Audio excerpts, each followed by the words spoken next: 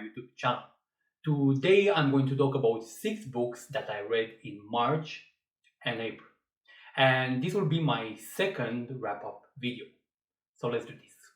The first book that I'm going to talk about today is Good Omens by Neil Gaiman and Terry Pratchett. And I have to say I never read any books by these two authors. I've only listened to a lecture that Neil Gaiman delivered at Harvard or Stanford University, and that's about it. The book was an amazing discovery, and I did not expect to enjoy it that much. I haven't seen the Good Omens series, but I would love to watch them now to see the differences between the book and the film. So the book is about the end of the world and Crowley's mission to prepare the Antichrist, a boy named Adam Young, for the apocalypse. But Crowley is not very sure about wanting to participate in this, and he's not involved in preparing Adam for the ultimate war of humanity. And Adam develops as a normal boy. But this does not help him to stop the apocalypse from happening. So Crowley and the angel Aziraphale need to find some ways to prevent the end of the world. So this will be a race against the clock. In conclusion, the book is very easy to read. I really love all the characters portrayed in the book, especially Crowley and Aziraphale, and I would give this book 5 stars out of 5. I really enjoyed it. Another book that I read was Up from Slavery by Booker T. Washington, which is an inspirational autobiography, and it describes his journey from being a slave on a plantation in Virginia to becoming an important educator, public speaker, and writer. There are few important things that Booker T. Washington emphasizes throughout the book. First is the cult of working, the importance of education, the importance of having role models, which he thinks is higher than the education, and keeping yourself clean. What is impressive about Booker T. Washington is the fact that he fought for the education of Afro-Americans, and his school at Tuskegee is a proof of his commitment to education.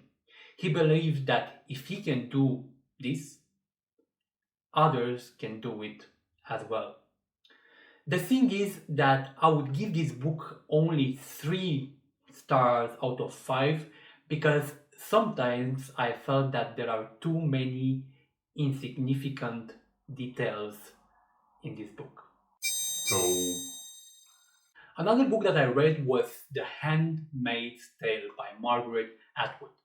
And this might come as a surprise for you guys.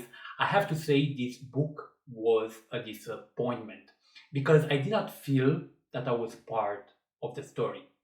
Maybe it was because I read the book on my way to work. So I was reading it on the tram and wasn't focused enough. So that might be a reason. So the book tells the story of a handmaid called Offred who lives under a totalitarian regime, and her only purpose in life is to bear children. But of course the state cannot control everything, so things don't go as expected. When I was reading the book, I always felt the story stagnates and there are too many descriptions which are going nowhere. At one moment, when she discovered that inscription in Latin Nolite te bastardes carborum dorum, I thought the story will get more interesting. Something will happen. But I was disappointed again. So, in conclusion, I would give this book 2 stars out of 5, and I'm generous at the moment.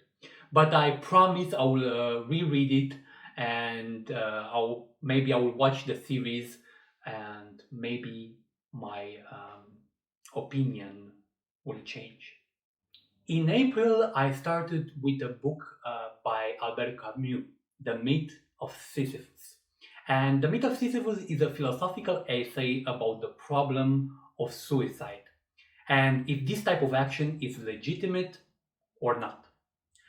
Camus believed that even in a world without a god, an absurd world, suicide is not a legitimate option. I want to say that Camus starts with a really good hook, his essay. He says, there is but one truly serious philosophical problem, and that is suicide. At the same time, I felt that some parts of the essays were added there just to fill the blank space. Otherwise, there are lots of interesting ideas about how we think about life, meaning, and suicide.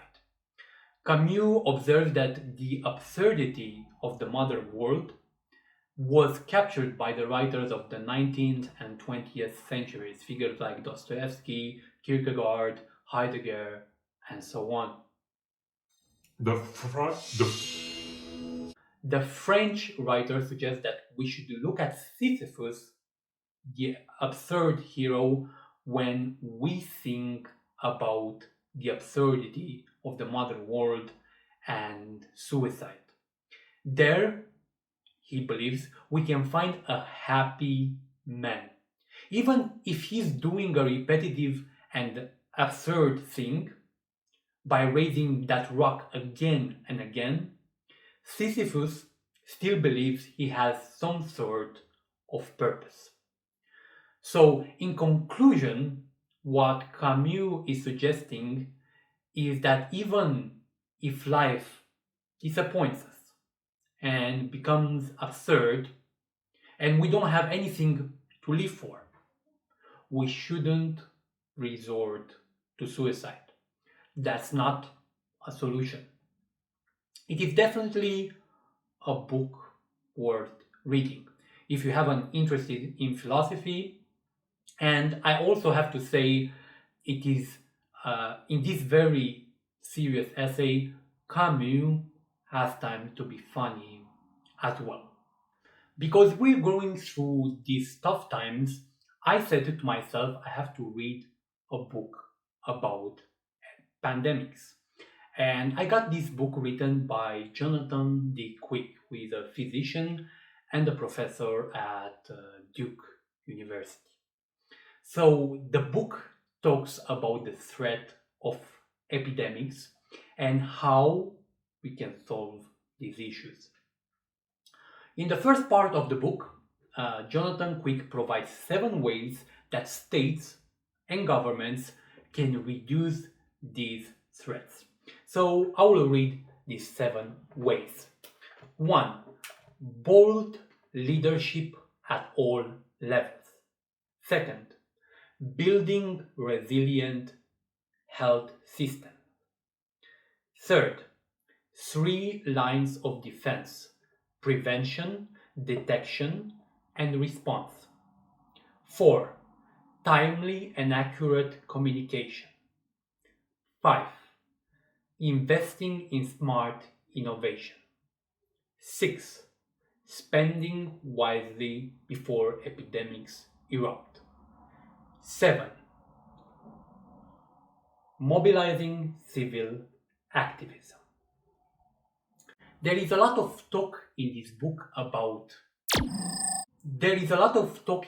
about where viruses appear and what makes viruses spread fast.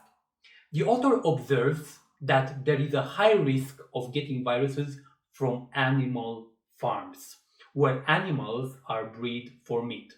That's how swine flu, bird flu, mad cow disease appeared. He points out that the spread of viruses is faster today because of the climate change and deforestation.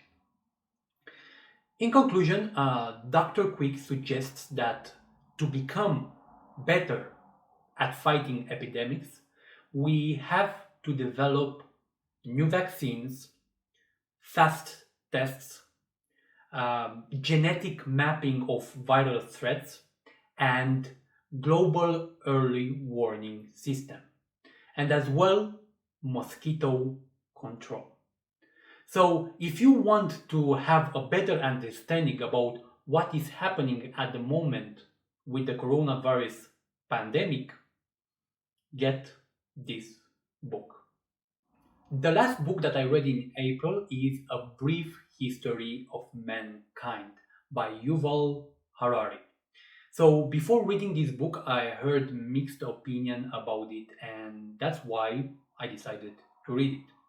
I don't think this book will impress historians or people who have studied history, but I think there are some interesting ideas that you can find in this book. Another good thing about it is that the author doesn't add lots of dates and events to overwhelm the reader with their historical knowledge. So, from the first chapter of this book, you will understand why this book is very popular with Bill Gates, Mark Zuckerberg, and others. And it's because of his constant references to entrepreneurs and businesses. He likes to call them imagined orders. So, an imagined order, it can be a religion, a business, democracy, and so on. So, the book looks at how three revolutions have impacted human civilization. First is the cognitive revolution, the agricultural revolution, and the scientific revolution. In his opinion, the agricultural revolution was a fraud because the farmers were working more than before, and the people who continued to hunt, they were fed better.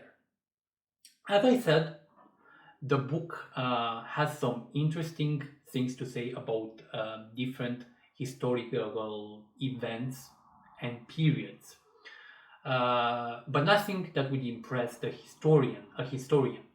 Overall, the book is interesting to read, but if you're into reading a short history of the world, I would recommend other books like Ernst Gombrich, A Short History of the World.